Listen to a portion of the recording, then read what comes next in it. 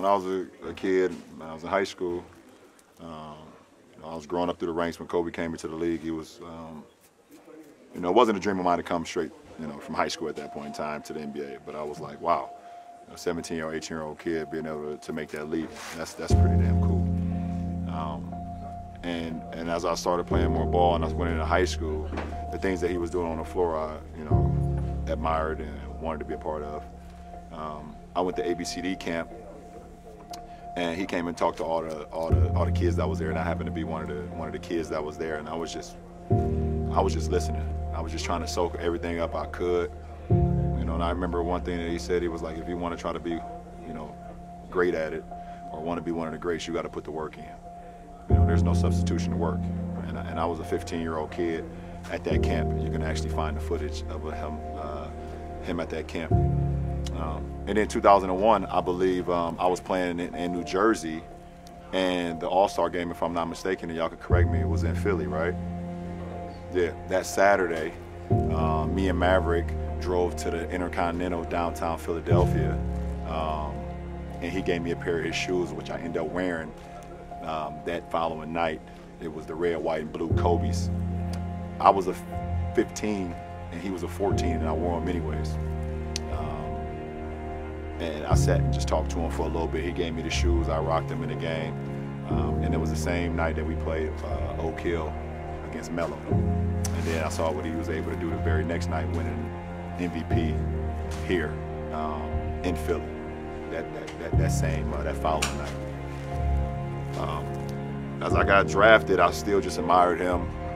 Seeing what he was able to accomplish, winning championships, having, being early in his career where, he learned from the misses that he had against the series against Utah, and he just used that as motivation and got better and better and better to him winning multiple championships, and continued to admire him throughout my high school rank. And then as competitors, just seeing the work ethic that he put into the game. He had zero flaws offensively, zero. You backed off of him, he could shoot the three.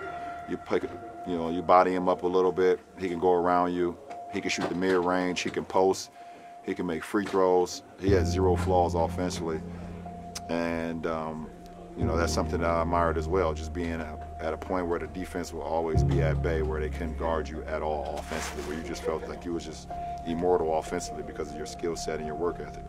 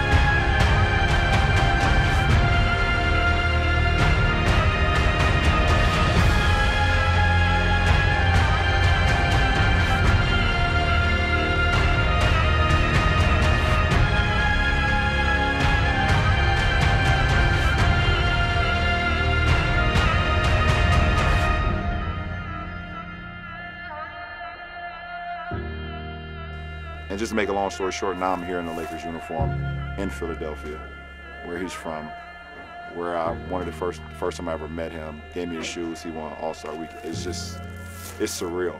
It doesn't make no sense, but the universe just puts things in your life, and when you, I guess when you live in the right way, or you just giving everything to whatever you're doing, things happen organically, and it's not supposed to make sense, but it just happens. And I'm happy just to be in any conversation with Kobe Bryant, one of the all-time greatest basketball players to ever play, one of the all-time greatest Lakers. The man got 2 jerseys hanging up in Staples Center. It's just crazy.